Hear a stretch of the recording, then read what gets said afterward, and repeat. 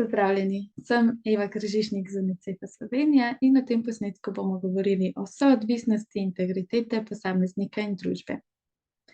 Verjetno vsi kdaj pa kdaj po malem kršimo moralna pravila. Na primer, si posvojimo kaj tujega, pričkamo cesto, čeprav je preblizu prehod za pešce, prikrojimo resnico. Morda včasih tudi zato, ker menimo, da naše dejanja nimajo posledic. Kaj pa, če bi vsi razmišljali podobno?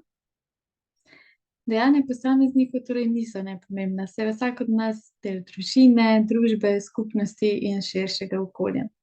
Tako imajo naša dejanja, ki kršijo integriteto, prej ali slej posledice tudi za druge. Velja pa tudi obratno. Naše dejanja, ki izražajo integriteto, doprinašajo tudi k integriteti družbe. Integriteta posameznika in integriteta družbe sta torej v soodvisnem odnosu, kar se potrjuje v različnih okoljih, od zasebnega življenja do delovnega mesta ali mesta v družbi. V tem poglavju smo za vas pripravili kar nekaj primerov iz prakse, ko je učitelj postavljen ob dilemo, kako ravnati, da bo najbolje za vse udeležence ter da bo hkrati ohranil integriteto. Ob veliko primerih si lahko ogledate tudi videoposnetke in sledite nadaljnjim vprašanjem. Vabim vas k reševanju delovnega lista 5, ki se nanaša na soodvisnost integritete posameznika in družbe.